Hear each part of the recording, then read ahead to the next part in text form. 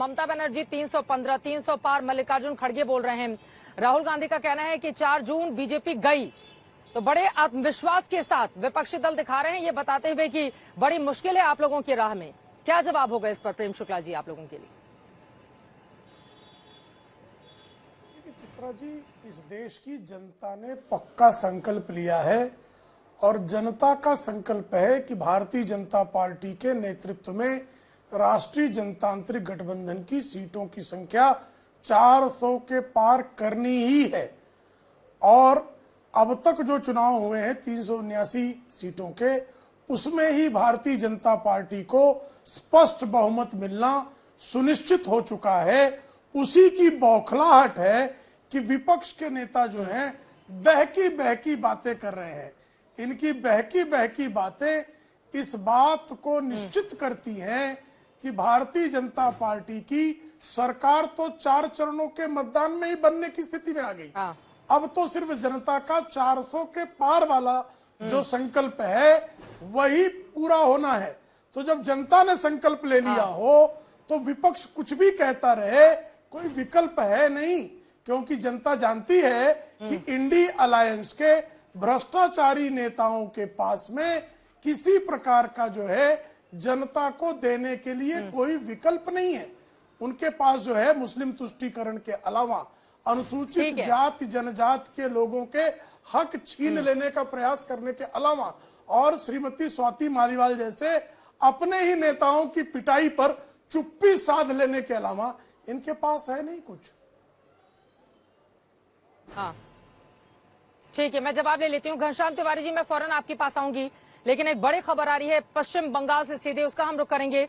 पश्चिम बंगाल में लगातार 4 चरणों के चुनाव संपन्न हो चुके हैं। अगले चरण की तैयारी बड़ी है, लेकिन इन सबको लेकर अमित शाह, केंद्रीय गृह मंत्री, जब बंगाल में बड़ी रैली को संबोधित कर रहे थे तो उनकी ओर से बड़ा दावा किया गया है। अमित शाह का ये कहना है कि भारतीय जनता पार्टी 24 से लेकर 30 सीटें इस बार पश्चिम बंगाल में जीतने वाली है। पश्चिम बंगाल में लोकसभा की कुल 42 सीटें हैं।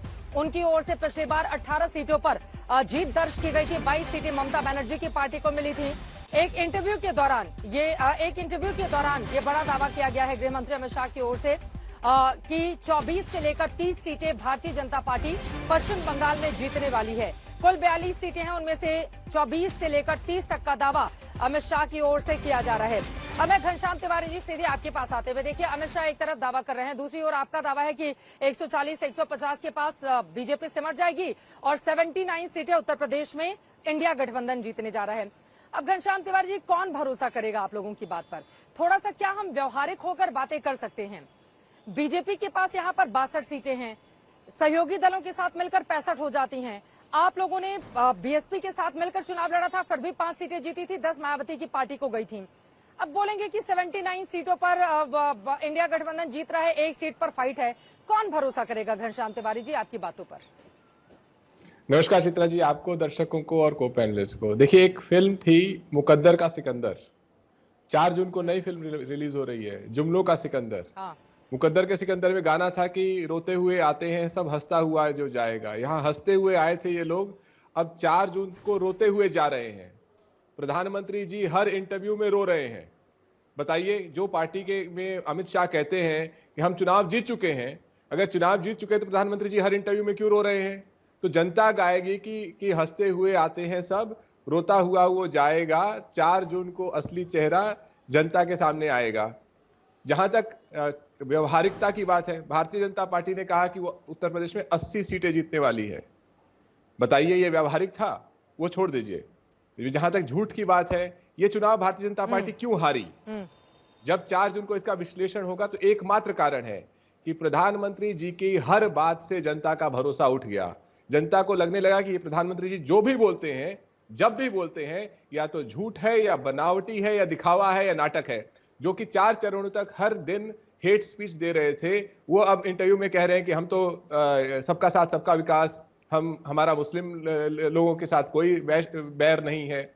जो अमित शाह जी का आज अभी आप लोग दिखा रहे हैं कि कहते हैं कि सुप्रीम कोर्ट का जो फैसला है अरविंद केजरीवाल जी को लेकर के, वो नियमित फैसला नहीं है। इससे पता चलता है कि भारतीय जनता पार्टी की हालत कितनी खराब है। जिन लोगों के आपने भी इंटरव्यू दिखाए, अगर वो इंटरव्यू दोबारा दिखाए जाए, अमित शाह जी का, आदित्यनाथ जी का, सबके चेहरे पे 12 बजा हुआ है। जो 400 पार का दावा करता है, कहता है चुनाव जीत चुका है, उसके चेहरे पे 12 नहीं बजा होता। वो पुलिस की गुंडागर्दी से जनता को वोट देने से नहीं रोकता है, जैसा कि संभल में और अन्य जगहों पे हुआ। तो ये जो जनता को वोट देने से रोका जा रहा है, जो भारतीय जनता पार्टी के नेताओं के चेहरे पे 12 बजा हुआ है, जो प्रधानमंत्री बात बात पर रो रहे हैं, ये सब बता रहा है कि काशी की जनता प्रधानमंत्री जी को प्रधानमंत्री पद से अंतिम विदाई दे रही है। बनारस अच्छी विदाई देता है, अच्छी विदाई देगा। हाँ, बोलिए प्रेम शुक्ला जी। देखिए, जार जार रोने का काम तो अभी इंडिया अलायंस के दल जो है वो 4 जून के बाद करेंगे, और ईवीएम का भी रोना रोएंगे, बहुत सारा रोना भी। इन्होंने कहा घनश्याम जी ने कि प्रधानमंत्री जी जो है झूठ बोलते हैं और पूरा नहीं करते। आप मुझे चित्रा जी कृपा करके ईमानदारी से बताइएगा, राम मंदिर कहा था हमने बनाने के लिए, बना कि नहीं बना? अनुच्छेद 370 का संशोधन मोदी जी ने कहा था, हुआ कि नहीं हुआ? ट्रिपल तलाक, जिस ट्रिपल तलाक को लेकर अखिलेश यादव की पार्टी लगातार जो है मुल्लावादी सोच रखती थी, वो ट्रिपल तलाक जो है उसको हमने हटाया कि नहीं हटाया? सत्य है कि नहीं? मोदी जी ने कहा था गरीबों को मकान देंगे, 4 करोड़ मकान दिए कि नहीं दिए? मोदी जी ने कहा था कि हम जो है गरीबों के घरों में हर घर नल से स्वच्छ जल पहुंचाएंगे, 14 करोड़ घरों में पहुंचाए कि नहीं पहुंचाए? मोदी जी ने कहा था हम अपनी बहन बेटियों की इज्जत, जो हमारे ग्रामीण बहन बेटियां हैं उनको इज्जत घर देंगे।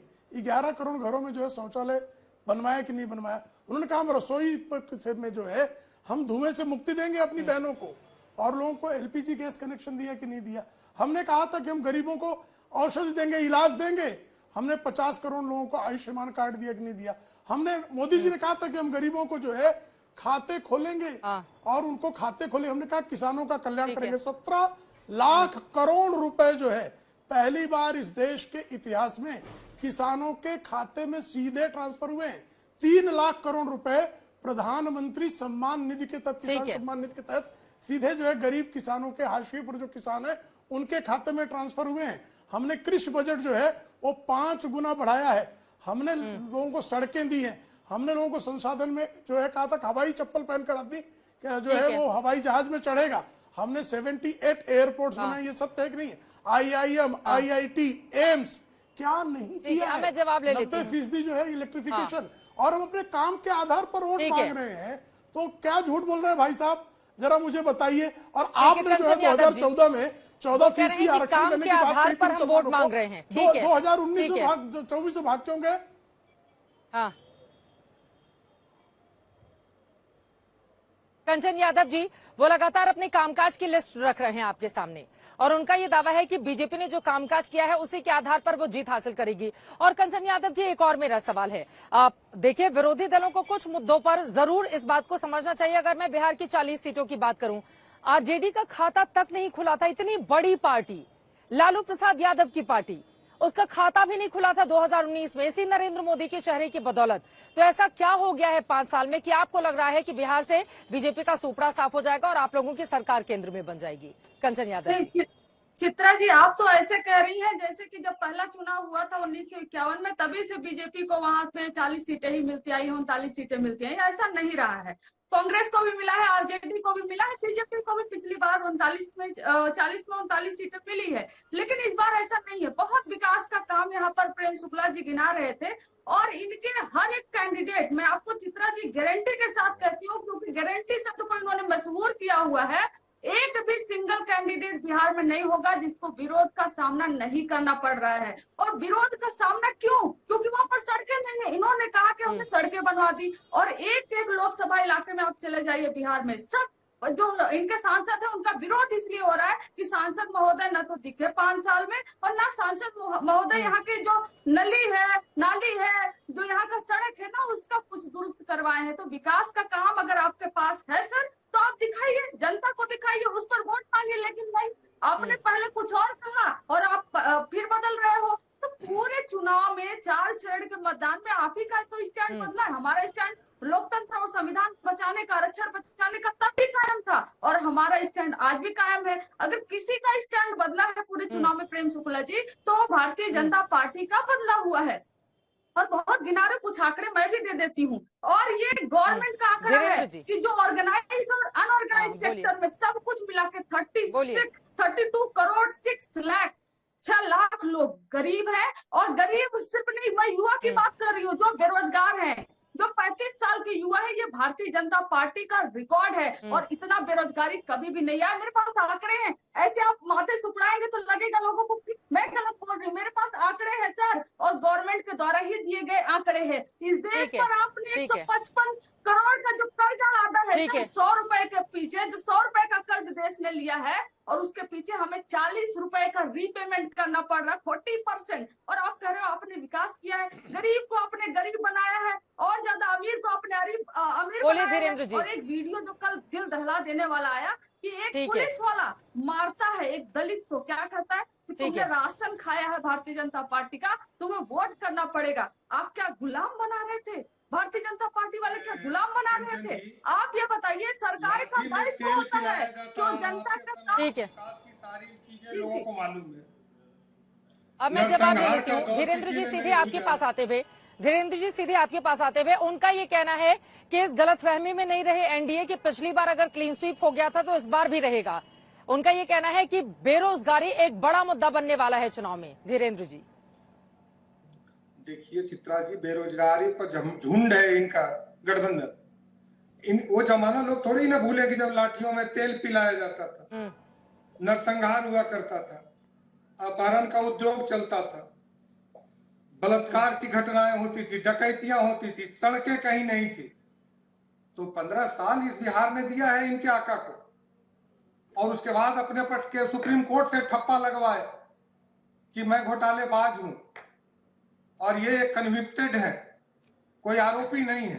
तो बिहार के लोग तो जान रहे हैं, इनके नेता कहते हैं कि ये माई बाप की पार्टी, वास्तव में ये सिर्फ माई बाप की पार्टी है, किसी और की नहीं है। इसी आपने देखा होगा कि हमारे चिराग पासवान जी की माता जी को राजद के कार्यकर्ताओं ने किस तरह से गाली गलौज किया है। इसी हाजीपुर में अंबेडकर की मूर्ति पर जब हमारे नेता ने माला पहनाया तो आरजेडी के लोगों ने दूध से नहलाया। इस मानसिकता में जीने वाले ये लोग हैं।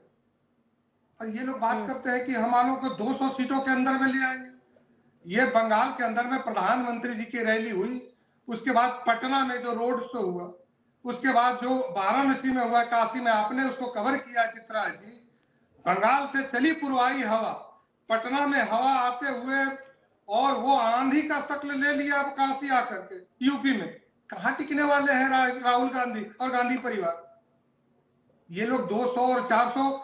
खड़गे साहब का एक बयान में सुन रहा था, कह रहे हैं कि कहीं ये लोग 600 नहीं बोल दिया। अरे हमारे नेता राहुल बाबा नहीं है खड़गे साहब, जानिए हम लोग सोच समझ के करते हैं। आपके नेता कुछ भी बोल जाते हैं, हमारे नेता 600 का नारा भी देंगे 2029 में, जब नया परिसीमन होगा इस देश में, जब महिलाओं को 33% का आरक्षण हम लोगों ने जो पारित किया है वो लागू होगा, देश भर की महिलाएं वहां पे जाएंगी।